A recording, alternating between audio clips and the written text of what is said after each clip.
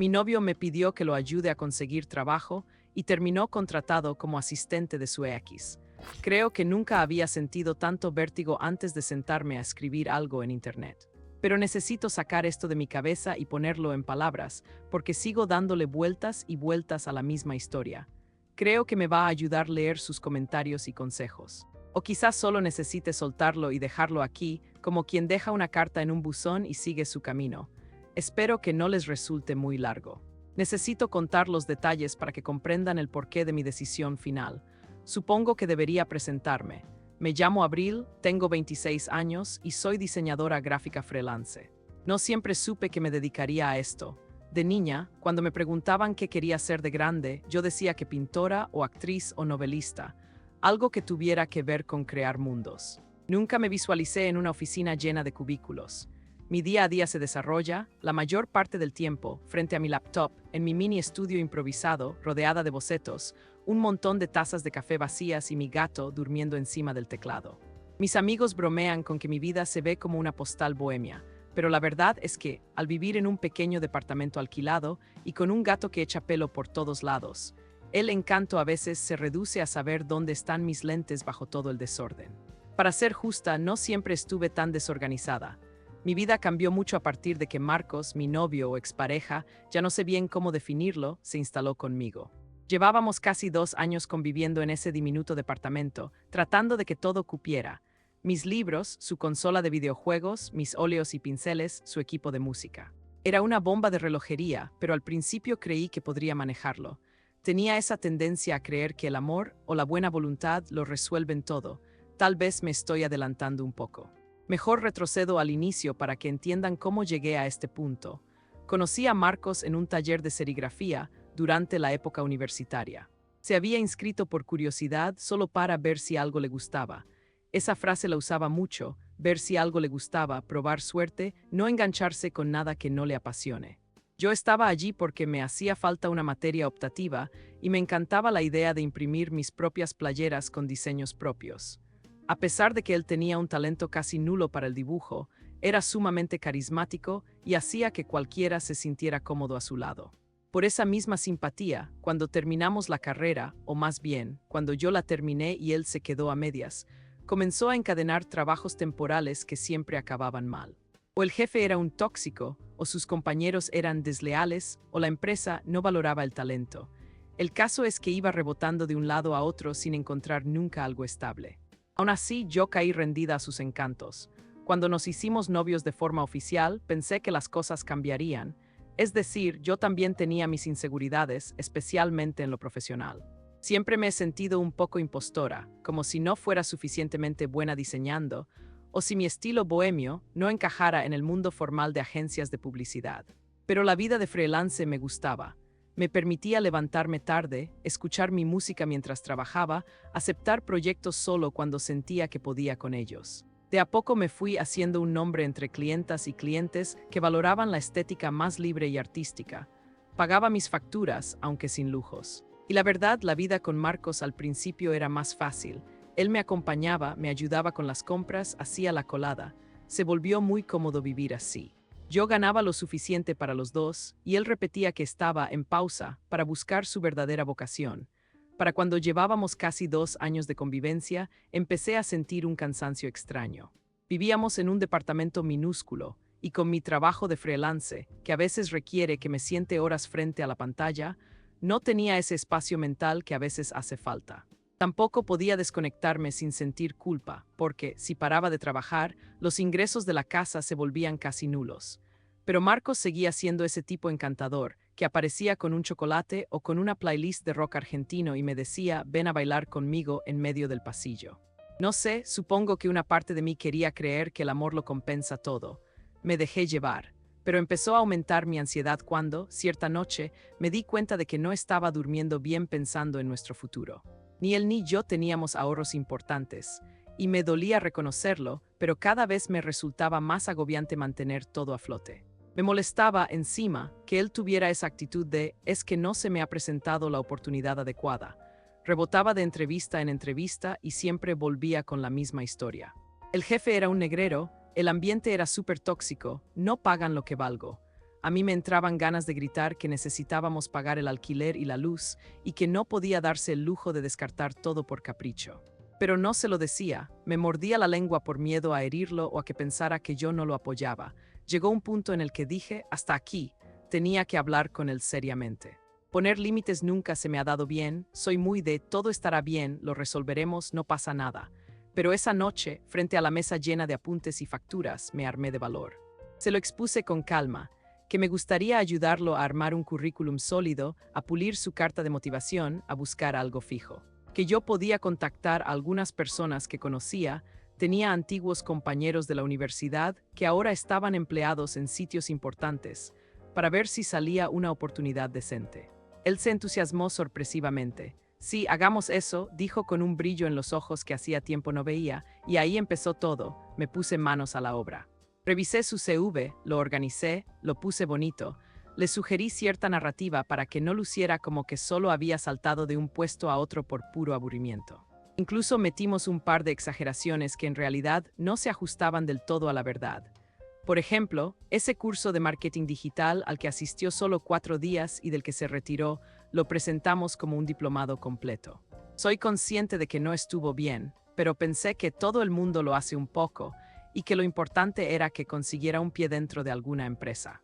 Mi red de contactos contestó poco y nada, pero logré reactivar el vínculo con una vieja compañera de la facultad que trabajaba en una empresa de marketing de cierto prestigio.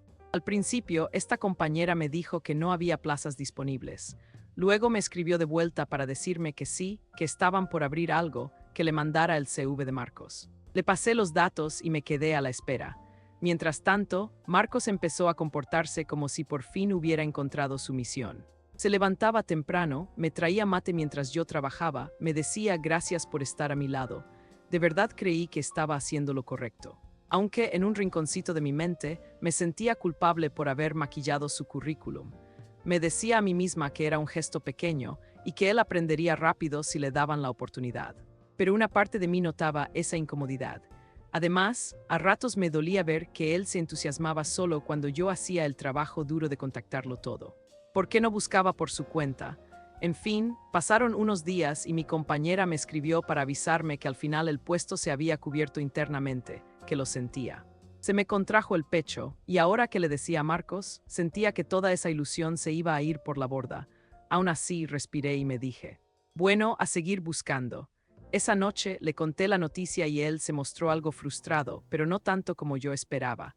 Al contrario, al día siguiente me comentó que algo bueno venía en camino, pero no quiso decirme más detalles. Yo pensé que era pura fantasía suya o un intento de animarme. Para mi sorpresa, una semana después, llegó con la novedad de que lo habían llamado de una empresa de marketing, que habían visto su CV y que lo entrevistaría una mujer de recursos humanos.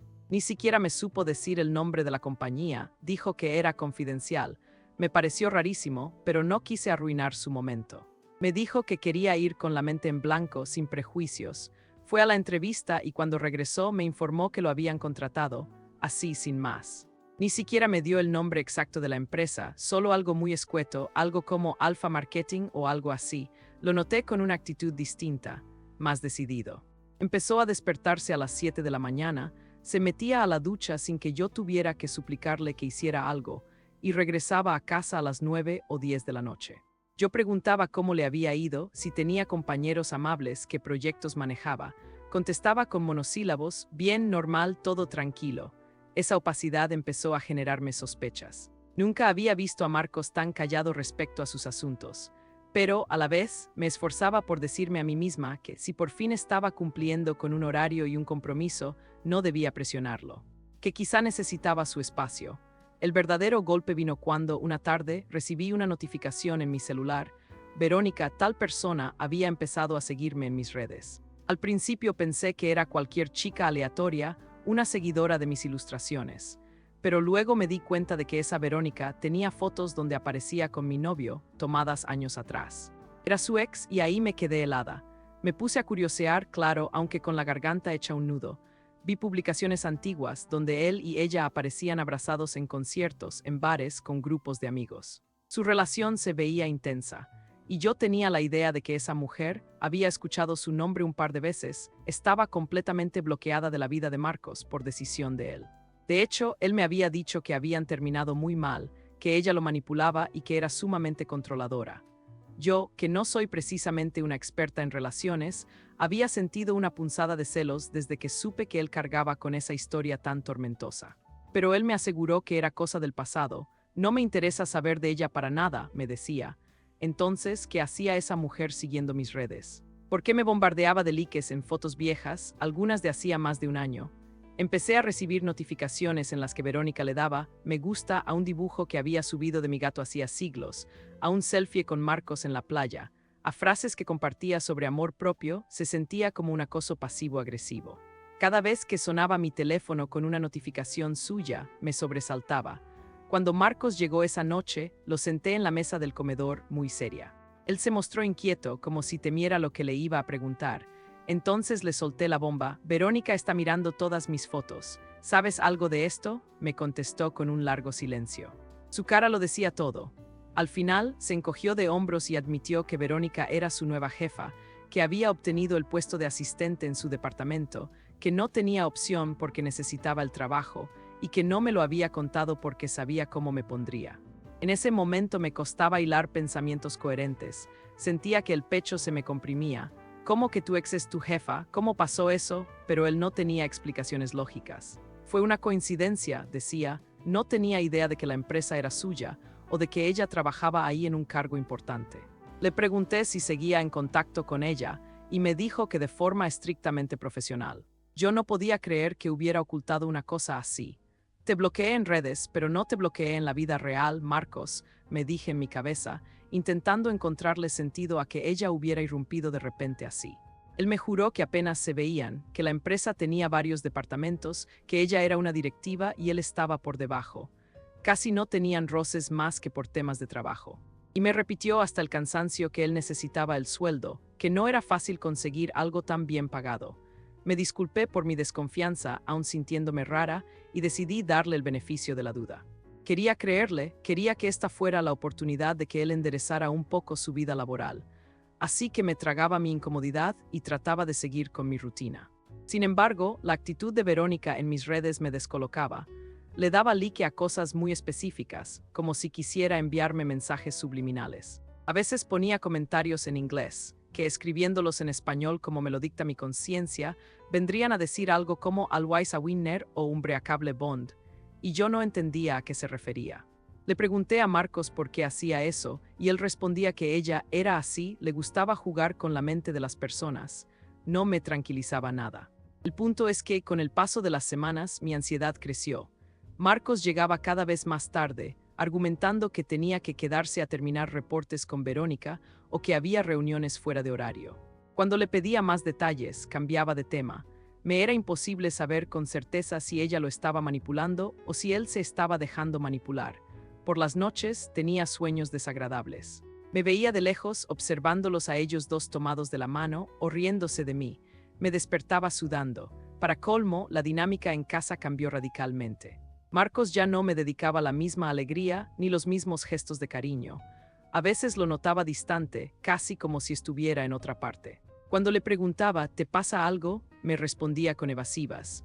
Me decía que estaba agotado, que la curva de aprendizaje en el trabajo era muy pesada.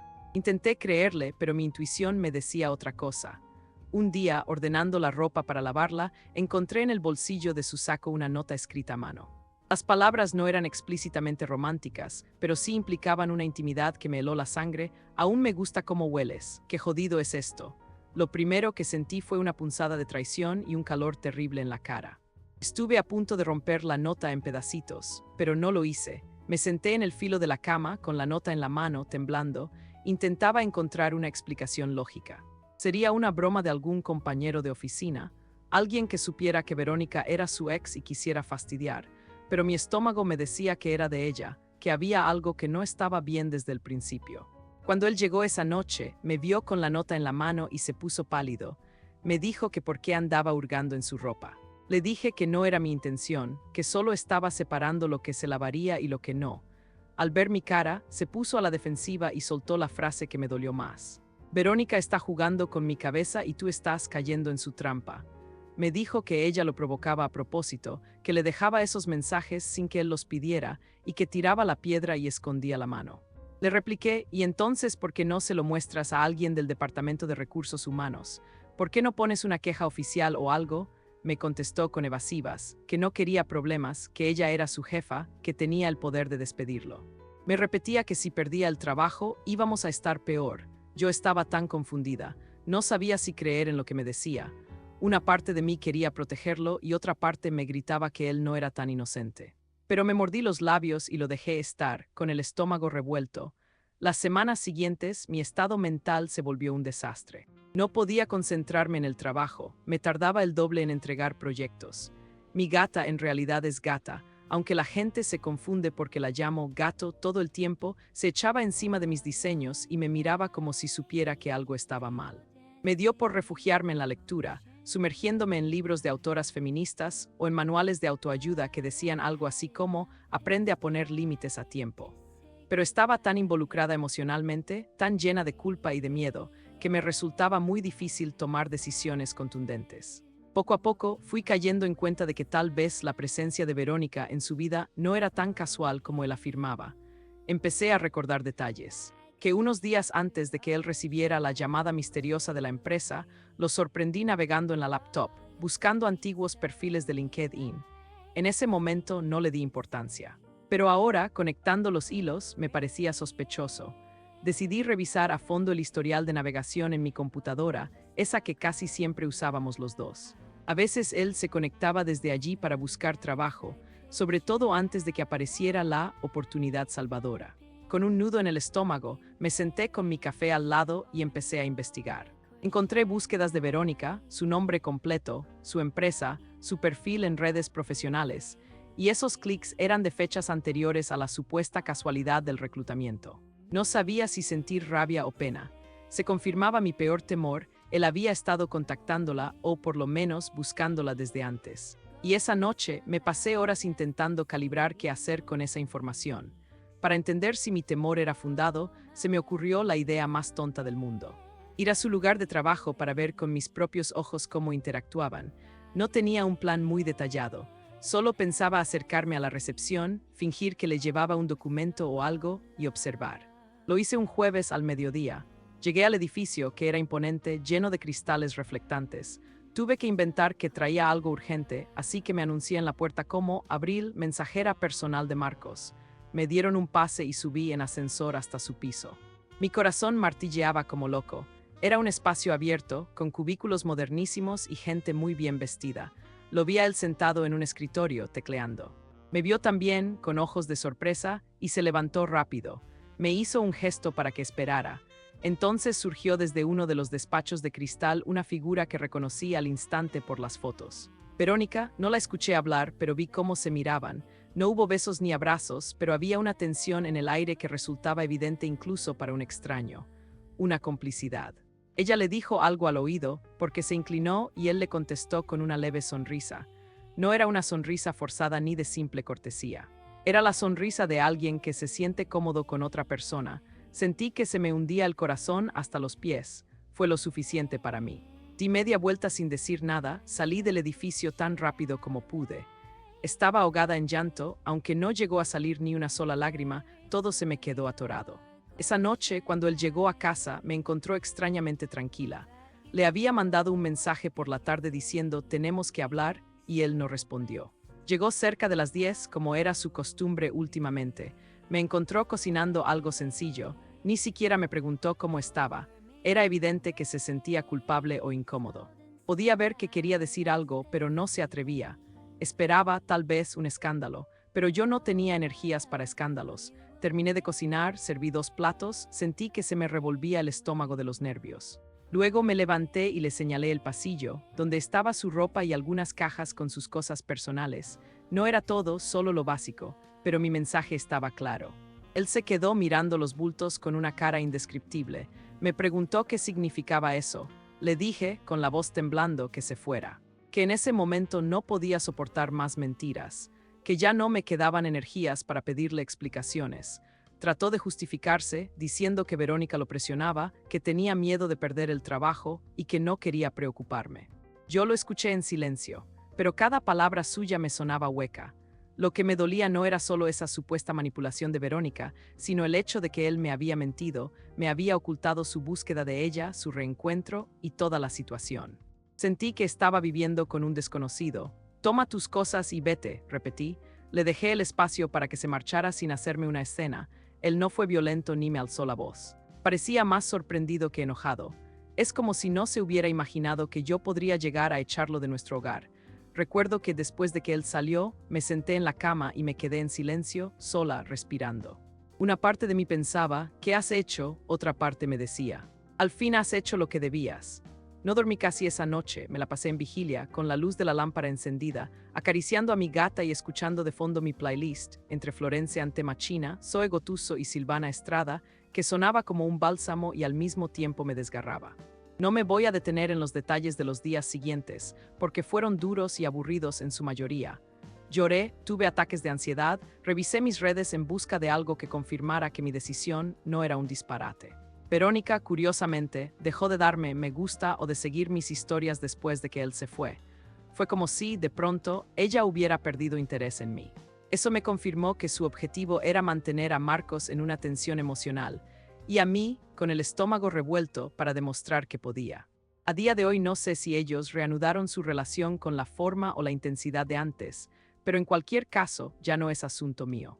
Lo más complicado fue mantener la cabeza fría y decirme, no le voy a responder los mensajes a Marcos, porque sí, me escribió, no en plan de rogarme, sino más bien con un tono tibio, como si todavía me estuviera tanteando para ver si podía volver. Mensajes del estilo, ¿cómo estás? O creo que deberíamos hablar. Aún así, tuve la determinación de no abrirlos, ni siquiera a la semana ni al mes. Decidí que no valía la pena seguir atada a esa historia. Encontrar un nuevo departamento también fue retador. Tenía que pagar un depósito, la mudanza, la fianza. Y al mismo tiempo continuar trabajando para cumplir con mis proyectos y comer, pero me las arreglé. Encontré un espacio un poco más chico, aunque más luminoso. Sentí que el solo hecho de cambiar de paredes me ayudaba a soltar todos esos malos recuerdos. Poco a poco, recuperé mis rutinas, mis lecturas, mis intentos de pintar algo que me naciera del alma. Al principio pintaba cosas muy tristes, escenas de ruptura, parejas desencontradas, rostros a medio disolver. Pero después empecé a pintar flores, paisajes un poco más abiertos. Fue como si mi estado de ánimo fuera sanando de a pocos. Me acuerdo de un fin de semana en que me dediqué a ver películas, sí, mis dramas de ruptura favoritos, tipo Blue Valentine o Marriage Story. Aunque bueno, lo transcribo como Mariachi Story si lo pronuncio a la española y no paraba de llorar, pero sentía que esas historias me daban una sensación de catarsis. A veces necesitamos ver reflejadas nuestras emociones en la ficción para entenderlas mejor, o para darnos el permiso de sentirlas en su totalidad. Entre una maratón y otra, me puse a escribir reseñas en mi cuenta de Goodreads o como diría en castellano, Goodreads, compartiendo lo que estaba experimentando, mis reflexiones sobre la dependencia emocional y los límites sanos. Fue terapéutico, la vida siguió. Trabajé más de la cuenta y aún así me di espacio para tomar un café con una amiga, caminar con mi gato en su transportín por la calle, descubrir una nueva playlist de rock indie que me energizara. Poco a poco empecé a dormir mejor, mi ansiedad se redujo, dejé de poner el móvil en silencio por miedo a ver un mensaje suyo, simplemente me acostumbré a no esperar nada. A veces me preguntaban por Marcos y contestaba con un encogimiento de hombros, no sé, hace tiempo no hablamos. Un mes más tarde subí una foto a mis redes. Era solo mi mano sosteniendo una taza de café humeante, con la vista de mi nuevo balcón al fondo. Escribí un pie de foto que decía algo así como, lo más sano que hice fue escuchar lo que ya sabía. Fue una frase que me salió en el momento, recordando cuántas veces yo había sentido esa punzada en el estómago, esa sospecha de que algo no estaba bien, y había decidido mirar hacia otro lado. Ese simple acto de publicar algo tan honesto me dio un poco de miedo, pero también sentí la libertad de quien puede expresarse sin filtros. Lo curioso es que no hubo un gran drama público, no hubo gritos en la calle ni posts de Instagram ardiendo en críticas mutuas. Ni siquiera sé en qué anda Marcos ahora. No sé si sigue trabajando con Verónica, si se enamoraron de nuevo, si se hartaron el uno del otro. Y honestamente ya no me importa. A veces pienso que esa falta de gran desenlace es lo que más me costó asimilar. Estamos acostumbrados a que las rupturas tengan un final teatral, con escenas de llanto y un portazo, o con la típica redención milagrosa. Pero no fue mi caso. Mi caso fue un lento resquebrajamiento de la confianza, un acopio de pequeñas mentiras, hasta que un día se me hizo imposible seguir sosteniendo eso. Entonces simplemente dije no más. Hoy por las mañanas desayuno en silencio, con mi gata a los pies, mientras escucho Arctic Monkeys o Silvana Estrada. A veces me sorprendo tarareando algo de Zoe Gotuso sin pensar en nada más que en la música. Sigo ilustrando, sigo aceptando encargos que me motivan y he logrado establecer relaciones más sanas con mis clientas y clientes. Ya no permito que me exijan más horas de las pactadas sin remuneración, por ejemplo. He reforzado la lección de que los límites claros son necesarios, no solo en lo sentimental, sino en todo. Siento que todavía tengo un camino largo que recorrer para terminar de sanar mi dependencia emocional. A veces me descubro extrañando la presencia de Marcos en los detalles cotidianos. Era muy bueno para la cocina, por ejemplo, y a veces lo echo de menos cuando estoy frente a la estufa quemando la mitad de lo que intento cocinar. Pero en el fondo sé que no era una persona que estuviera dispuesta a construir una vida conmigo de manera íntegra. Quizá ni siquiera él se entendía a sí mismo. Alguien podría preguntarme: ¿no piensas que deberías haber hablado con él antes de echarlo, darle una oportunidad real de explicar todo? Les juro que lo pensé 1000 veces. Pero sentía que ya habíamos tenido muchas conversaciones parecidas, donde la mentira o la omisión se interponían y me dejaban más confundida que al principio. La gota que colmó el vaso fue esa nota en su bolsillo, esa confirmación de la interacción con su ex y cómo él lo manejó. Ese día supe que, por más amor o cariño que yo sintiera, él no iba a cambiar su forma de conducirse en las relaciones. Sobre todo porque descubrí que él mismo había buscado a Verónica antes de todo, el azar, y había fingido una casualidad que no era tal.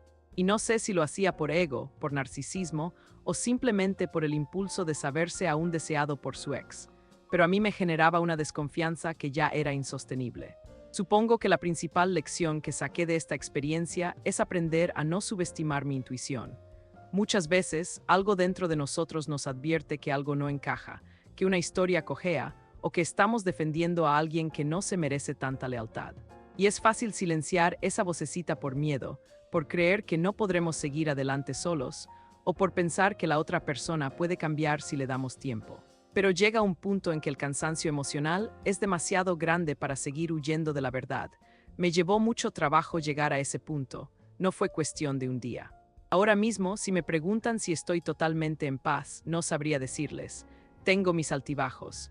Hay mañanas en que lloro un rato, quizá porque recuerdo algo bonito de Marcos y me pregunto si esa complicidad no podía haberse salvado. Otras veces me enfado, porque pienso en lo injusto que fue que yo le ayudara con su CV, con sus contactos, y al final terminara con ese trabajo justamente bajo las órdenes de su ex, ocultándome todo. La vida a veces tiene ese humor cruel, pero la mayor parte del tiempo siento un alivio profundo, como si, por fin, me hubiera librado de una carga que me quitaba la capacidad de soñar y de crecer por mí misma. Me preguntan también, ¿volverías con él si te demostrara que cambió? No lo creo. Siento que cuando se rompe la confianza de esa forma es muy difícil reconstruirla, aunque no voy a mentir. A veces pienso que en el fondo, ojalá él hubiera reaccionado antes, hubiera sido honesto, y que todo podría haber tomado un giro distinto. Pero lo cierto es que hoy por hoy valoro más mi tranquilidad. Él ya no es mi prioridad. La última imagen que tengo de él es la de su espalda saliendo por la puerta, con la bolsa de ropa al hombro, mirándome un segundo antes de marcharse. Una mirada que me pareció más de perplejidad que de tristeza, como quien no comprende cómo se llegó a ese punto. Yo tenía 1000 frases en la cabeza, pero no pronuncié ninguna. Solo cerré la puerta y me quedé un instante con la mano en el picaporte, sintiendo el temblor de mi propio cuerpo, que me gritaba: lo lograste, ya está. No espero una moraleja clara ni un final redondo. Mi vida real no es una película de romances que se cierran con un portazo y un fundido en negro. Tampoco voy a decir que soy un ejemplo de fortaleza. Lloré como nunca, me sentí culpable y estuve a punto de llamarlo muchas veces. Pero cada día que pasa me convenzo más de que hice lo correcto. Por lo menos hice lo necesario para mí, para mi bienestar mental y emocional. Y bueno, esta es mi historia. Sé que es larga, pero necesitaba soltarla. Siempre me ha gustado escribir, aunque por lo general lo hago en mi diario personal o en reseñas de libros. Hoy quise compartirlo con personas desconocidas, tal vez para sentir algo de apoyo o simplemente para dejar constancia de que esto sucedió y que se puede salir del otro lado, aunque sea arrastrándose primero. Si leyeron hasta aquí, gracias por su tiempo. De verdad, gracias. Me gustaría pensar que si alguien se encuentra en una situación parecida, sintiendo que algo no encaja, notando alertas rojas que te explotan en la cara, este relato les sirva para entender que merecemos claridad y honestidad en una relación.